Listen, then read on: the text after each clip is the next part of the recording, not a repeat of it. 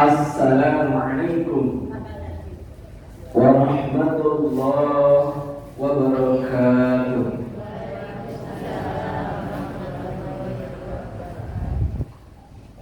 Alhamdulillah alladzi khalaqal mauta wal hayata liyabluwakum ayyukum ahsanu amala wa huwal azizul ghafur.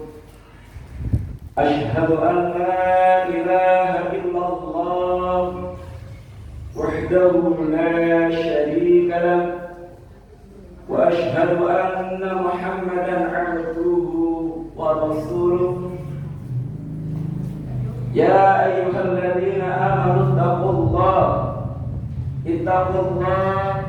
ittaqullaha haqqa tuqatih wa la tamutunna illa wa antum muslimun. Para bunda yang dimuliakan Allah Subhanahu wa taala, bersyukur kepada Allah Subhanahu wa taala di kesempatan sore ini Allah masih mempertemukan kita dalam rangka untuk thalabul ilmi. Mudah-mudahan ilmu yang kita pelajari pada kesempatan kali ini menjadikan wawasan kita semakin baik dan diharapkan implementasi di dalam kehidupan kita sehari-hari juga ada sebab pendidikan. Para bunda yang dimuliakan Allah Subhanahu wa taala, dalam kehidupan kita tidak terlepas dari sebuah kegiatan jual beli. Entah itu jual beli terkait dengan konsumsi kebutuhan kita sehari-hari, kebutuhan sandang, papan, pangan, ataukah jual beli perhiasan, jual beli rojokoyo, jual beli aset, baik itu dalam bentuk tanah dan bangunan, ataukah jual beli saham dan bermacam-macam jenis lainnya. Untuk itu, pada kesempatan kali ini kita akan mengupas tentang jual beli dalam pandangan Islam. Para bunda yang dimuliakan Allah Subhanahu wa taala, dalam jual beli, apakah itu merupakan hal yang dilarang oleh Allah ataukah tidak? Bagaimana bunda? Jual beli ya merupakan kegiatan muamalah yang diperbolehkan. Wa ahallallahu bai'a wa harrama riba. Jual beli itu dihalalkan oleh Allah dan Allah mengharamkan perbuatan apa bu? Riba. Ini sebagai dasar, sebagai dalil, sebagai pijakan kita. Tatkala kita akan melaksanakan kegiatan muamalah, salah satunya adalah kegiatan jual beli, maka harus ada hal-hal yang perlu diperhatikan. Untuk detailnya, dasar tersebut ada dalam Quran surat Al-Baqarah, ya, surat yang keberapa bu? Surat yang kedua ayat 275. Inilah yang mendasari kita bahwasannya kegiatan jual beli itu dihalalkan oleh Allah dan Allah mengharamkan perbuatan apa bu? Perbuatan riba. Ada yang mau membacakan? Surat Al-Baqarah surat yang kedua ayat 275.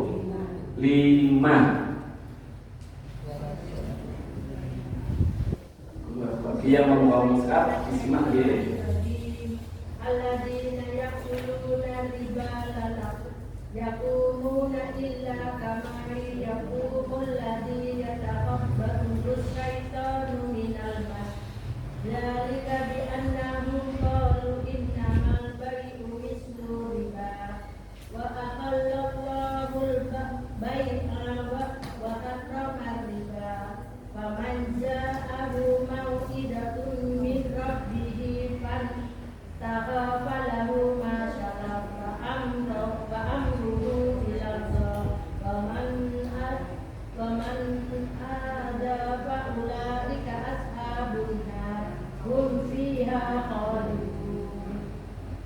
Artinya pun Bu, Orang-orang yang memakan riba tidak dapat berdiri melainkan seperti berdirinya orang yang kemasukan setan karena gila.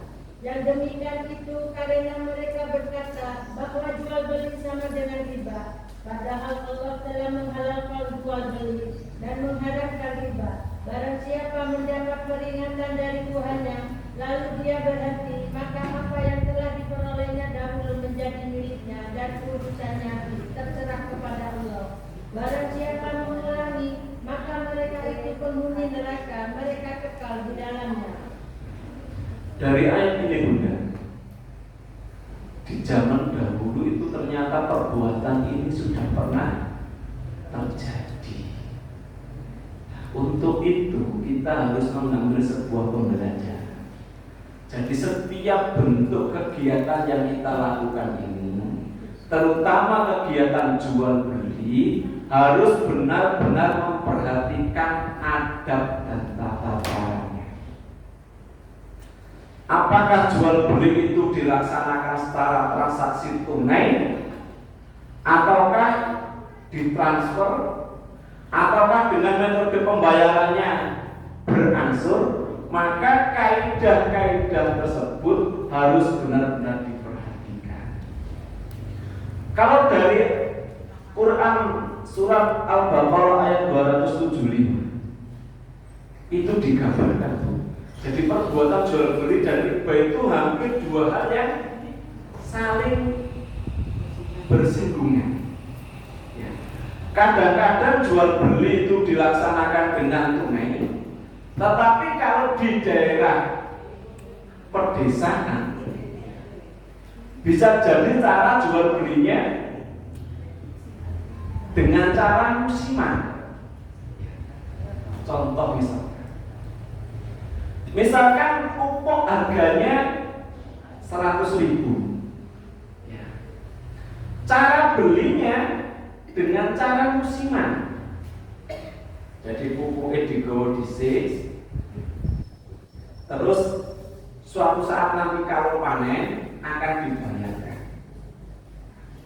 Terus di saat proses perjalanan waktu, ternyata dalam proses pertanian ada namanya gagal panen, sehingga jatuh tempo waktunya kan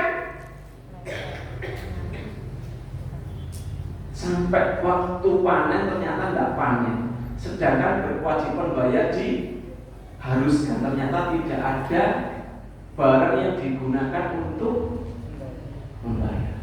Akhirnya si pemilik ya udah tidak dibayar dulu, boleh dibayar panen berikutan dengan catatan harga pupuknya berubah lagi. Misalkan kemarin karena harusnya 100.000, karena mau waktu dia minta tambahan, entah itu tambahannya separuh dari harga sebelumnya ataukah langsung dikalikan 2. Nah, perbuatan yang demikian ini Bunda, itu beririsan dengan perbuatan riba.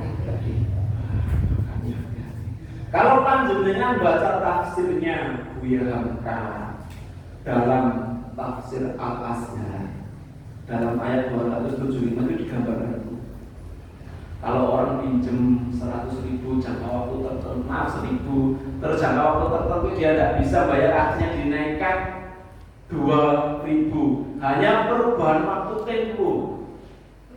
Nah, ternyata perbuatan-perbuatan ini zaman dahulu sudah dilakukan. Agar diri kita ini bisa terhindar dari permasalahan itu, maka pentingnya kita mengkaji terkait dengan perkara jual beli. Para bunda yang dimuliakan Allah Subhanahu wa taala. Adab-adab yang harus diperhatikan tatkala kita akan melakukan kegiatan jual beli.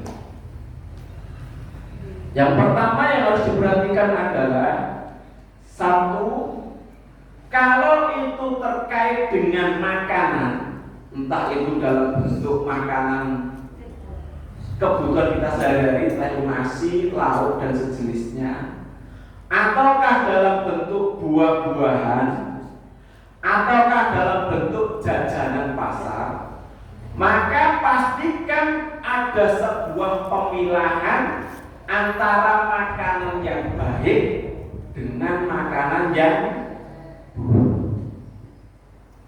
Kenapa demikian? Suatu ketika, ya, Rasulullah Muhammad SAW ya, berjalan melewati sebuah tempat, ada setumpuk makanan. Kasusnya saat itu adalah makanan yang dikonsumsi sehari-hari, sehingga beliau memasukkan tangannya ke makanan tersebut, dicek ke dalam, ternyata di situ dijumpai makanan yang dijual mengalami basah. Ditanyalah si fulan, wahai pemilik barang, ya, kenapa makanan tersebut kok basah? Beliaunya menjawab bahwasannya makanan tersebut terkena apa? Terkena air hujan. Kenapa ditaruh di dalamnya? Tujuannya apa? Agar tidak diketahui pembelinya. Dianggap barang yang paling atas bagus, terbasah kayak tengah-tengah, sehingga harga jual yang dijualnya adalah harga yang tinggi. Kalau itu dilakukan, maka ada unsur apa, Bu? Menipu. Ketika barang itu, Bu, misal di panjenengan yang beli makanan itu, karena jenengan sudah melihat makanannya itu bagus, menggugah selera, ternyata di dalamnya itu makanannya dia kena hujan disimpan tengah, akhirnya melempem misalkan, atau jemek. Tiba-tiba jenengan bawa pulang mau didahar sama keluarga, menjumpai kondisi yang seperti itu, kira-kira kecewa apa buat? Kecewa. Akhirnya jenengan merasa tertipu. Kalau itu terjadi, maka kegiatan jual beli itu tidak memenuhi adab, tidak memenuhi aturan. Jadi mohon maaf, jika di antara jamaah kita yang hadir pada kesempatan ini ada yang berprofesi sebagai penjual makanan, sebaiknya hal-hal yang harus dilakukan adalah kita harus mengetahui jumlah pangsa pasar yang ada pada kita, terutama makanan kue basah, termasuk makanan yang dikonsumsi sehari-hari, nasi, sayur, makanan jajanan pasar yang basah. Nah itu kita harus tahu jumlah pangsa pasar kita, Bu, sehingga masaknya kita itu bisa dikira-kira. Kalau misalkan tidak habis, sisanya sedikit, bisa untuk kita sendiri. Jangan sampai makanan hari ini tidak habis, terus kita jual hari esoknya dicampur dengan masakan yang baru, nanti kira-kira berdampak dengan jualan yang akan dijual hari esoknya. Tentu akan berdampak. Contohnya tidak usah repot-repot. Jenengan nek mantun masak sayur hari ini, terus jenengan ingat untuk dimakan hari esok, rasanya kira-kira ribut. Sudah tidak sefresh sebagaimana masakan.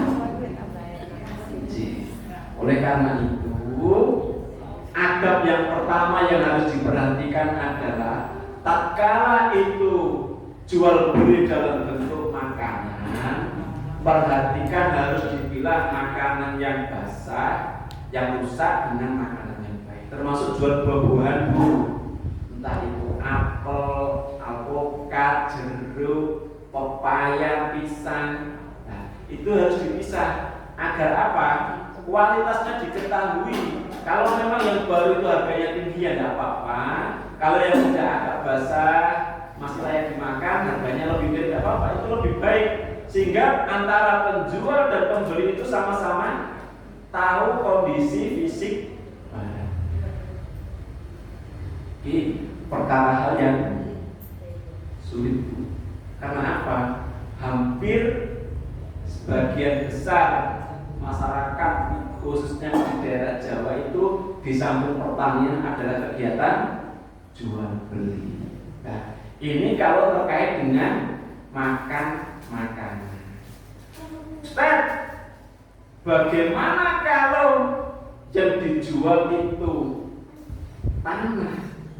Bagaimana yang dijual itu pakaian, handphone, dan lain-lainnya, mobil, motor bekas? Maka ada kaidah-kaidah yang lainnya harus dilakukan. Ada yang kedua apa, Bu?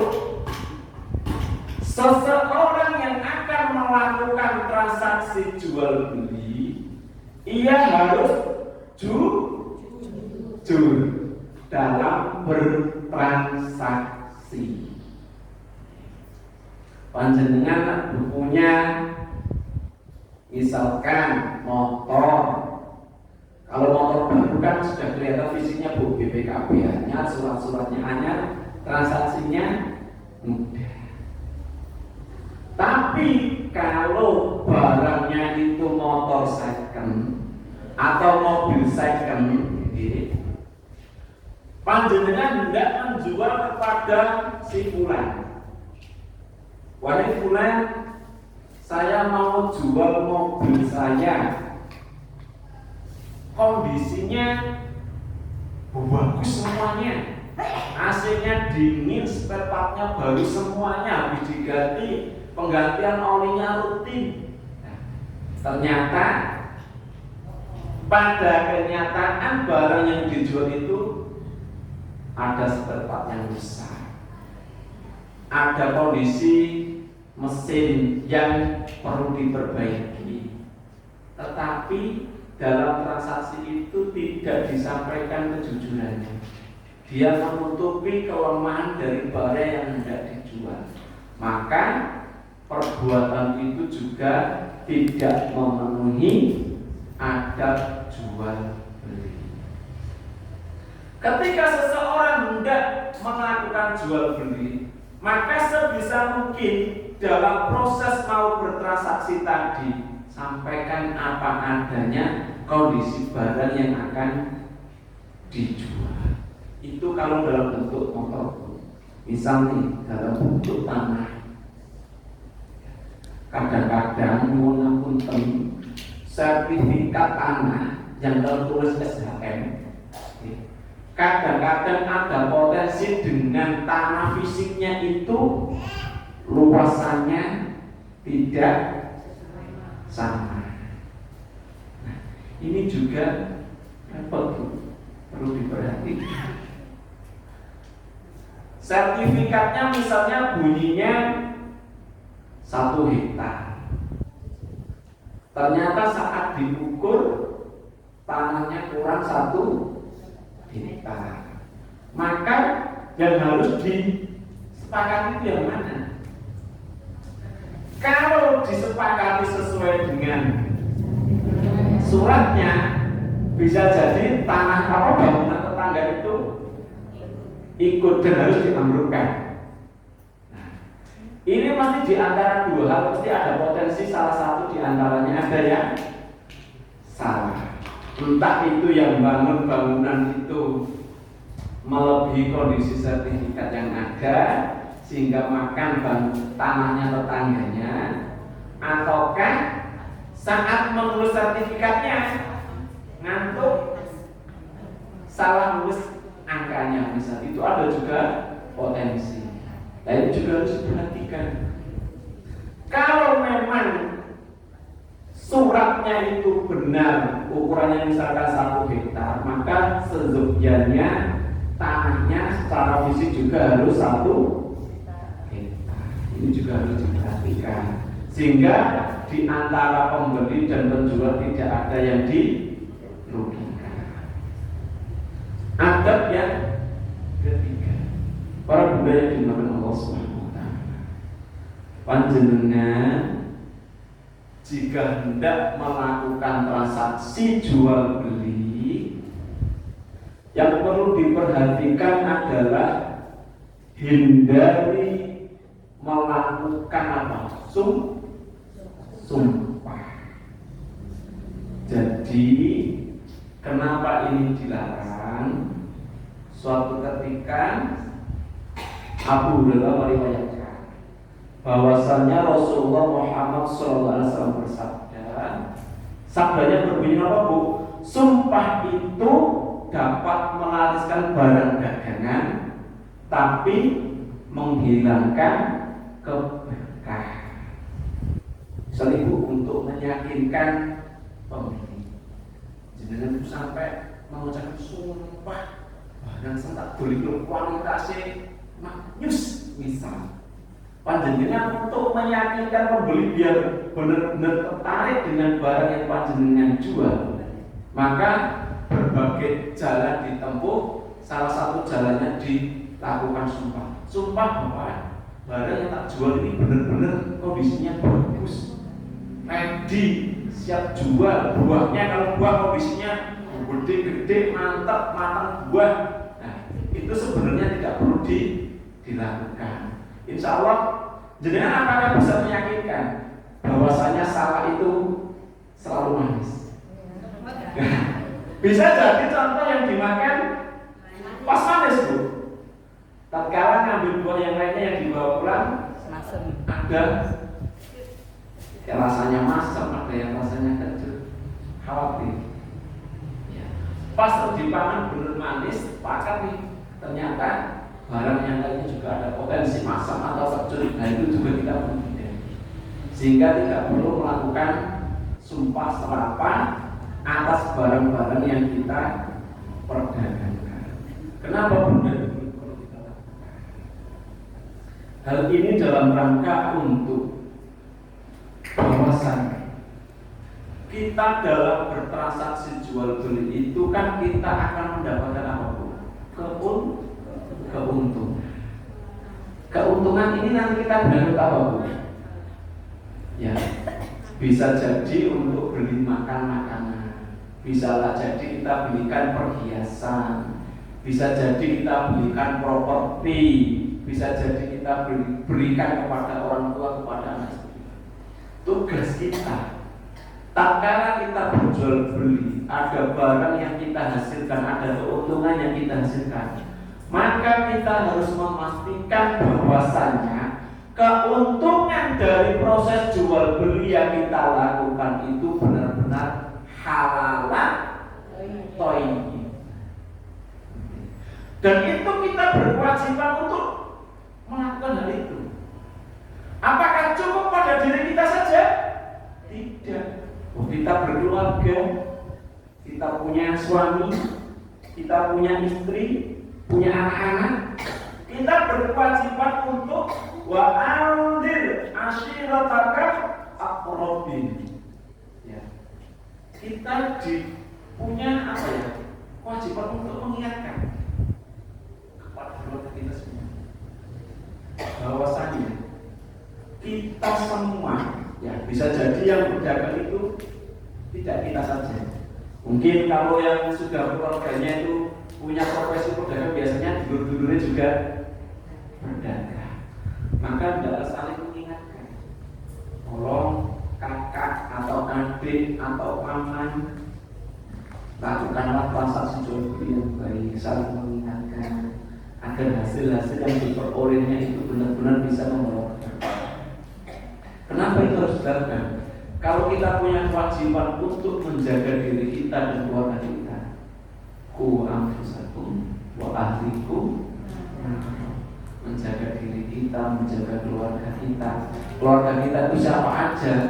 Keluarga yang terkecil adalah diri kita dengan pasangan kita. Kalau punya anak ya dengan anak kita. Dalam bentuk agak besar lagi ada orang tua, mertua, atau kakak ipar, saudara ipar. Itu semua kalau memperoleh bagian daripada hasil jual beli kita, maka harapannya hasil jual beli yang kita berikan kepada saudara-saudara kita itu dalam bentuk yang halal dan baik. Itu harus kita perhatikan. Pentingnya dilakukan itu benar. Terus yang harus dilakukan yang keempat langkahnya, sebisa mungkin harus dipenuhi dalam adab jual beli bagi kita khususnya. Pastikan barang yang sedang ditawar oleh orang lain, ya, kita tidak boleh ikut menang. Misalnya kita sama-sama mengincar makanan tersebut. Wih, ini kok gorengan itu mantap gede, nanya kinis-kinis, tapi boleh larang. Lah, si fulan tadi itu sedang transaksi, mungkin nego harga. Selama proses transaksi ini, jangan kita ganggu. Misal itu harganya 100.000.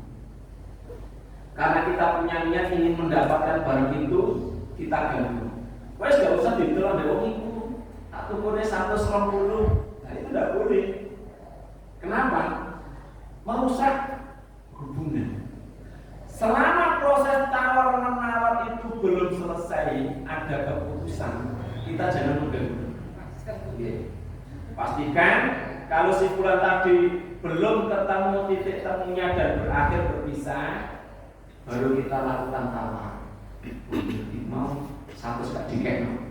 Jenengan nawar, Bu, tak tumbase 105.000 pun. Boleh jenengan nawar gitu. Karena tadi proses tawar menawar yang dilakukan si fulan sudah berakhir, baru kita boleh melakukan itu.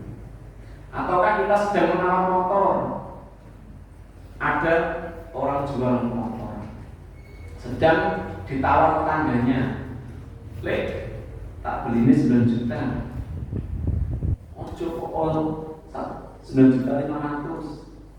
Wah, orang ini kok 1 juta 100 euro. Gak boleh misalkan. Sampai tidak ada kesepakatan, selesai bisa, baru panjenengan masuk. Itu boleh. Kalau panjenengan nanti ketemu misalkan 9.260.000 deal, nah insya Allah itu berkah.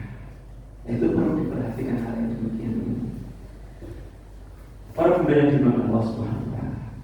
Terus yang kelima, hal-hal yang harus ditinggalkan. Monggo masuk ke bibir dan Edi. Hindari perbuatan makelar. Penting Bu. Makelar. Pripun? Sebisa mungkin barang yang hendak kita lakukan transaksi itu benar-benar barang milik pribadi. Jadi jangan jenengan ndak bondo enten tulisan tanah, tak makel nilai, ya dulu ndak pilih. Itu hindari. Ya.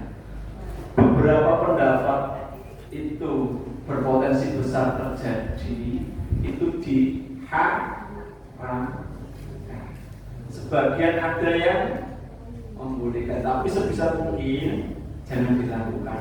Lakukanlah jual beli yang barang milik kita. Misal nih, jenengan punya profesi pengembang. Kalau panjenengan mau jual beli properti, pastikan barang yang mau dijual itu benar-benar sudah milik panjenengan. Jual. Beli dulu misalkan tanahnya harganya 100 juta. Setelah transaksi jual beli selesai, jenengan jual malih 120 juta tidak apa-apa selama akad jual beli itu terpenuhi. Jenengan berprofesi jual beli motor bekas.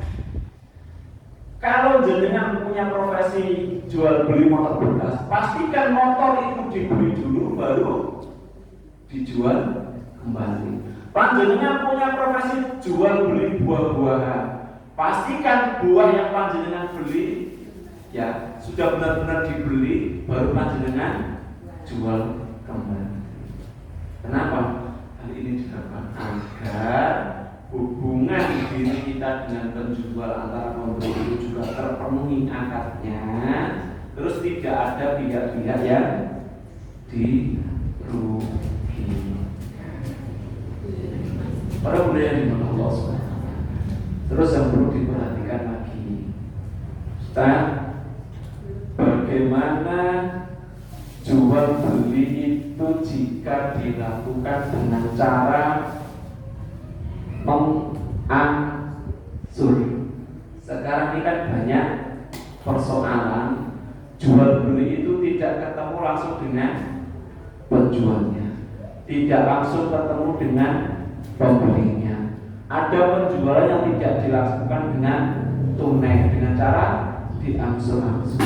Maka hal-hal itu harus diperhatikan kaidahnya. Kalau penjualan itu dilakukan dengan cara berangsur, misalnya panjenengan beli laptop diangsur 5 kali, maka tentukan harga jual di apa. Misalnya saya jual laptop harga 10 juta, boleh diangsur 10 kali, dengan setiap angsuran 1 kalinya 1 juta selama 10 kali, tidak apa-apa. Tentukan akadnya di depan, baru diangsur 10 kali, tidak apa-apa. Bisa jadi proses diangsur itu harganya lebih mahal daripada kita beli tunai, tidak ada masalah. Kenapa?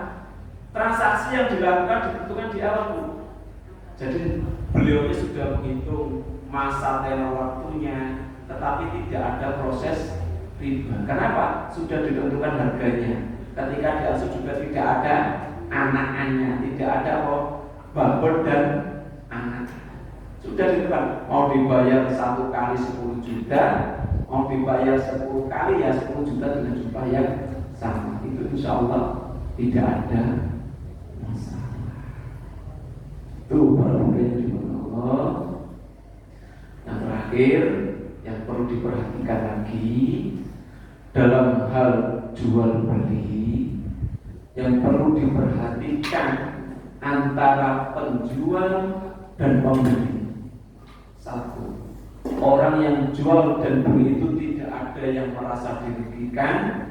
Dan yang kedua adalah barang yang ditransaksikan bukan barang yang diharamkan oleh Allah Subhanahu wa ta'ala. Misalnya itu barang-barang apa yang diharamkan ketika dilakukan transaksi jual beli, misal miras, terus babi dan sejenisnya, maka lakukan pemisahan. Kalau barang itu sudah dilarang oleh Allah Subhanahu wa ta'ala dan diharamkan, jangan sekali-kali diperjualbelikan. Terus lagi, ada model jual beli yang dikemas dengan cara seperti berjudi. Ini juga harus dihindari. Misalnya yang lagi marah jual beli dalam bentuk permainan. Misal ada botol-botol, kalau mau panjenengan mendapatkan minyak 2 kilo, panjenengan bisa masukkan gelang, dilempar ke dalam botol. Misalkan belinya gelang itu 5.000 dapat 10 gelang. Dengan catatan untuk mendapatkan super mie, mendapatkan gula 2 kilo, minyak 2 kilo, panjenengan harus melemparkan gelang-gelang tersebut dengan jarak tertentu sampai gelang itu masuk di botol tersebut. Pernah menjumpai apa botol itu? Ya, biasanya terjadi di pasar malam, di tempat-tempat hiburan. Nah, hal-hal ini dihindari. Kenapa, Bu? Karena di situ ada potensi unsur judi. Tatkala panjenengan beli gelang 5.000, ternyata semua gelang itu tidak masuk ke botol. Ada unsur yang dirugikan jenengan. Waduh, nanti mau nakman ditimangnya tak tukar supermis terus.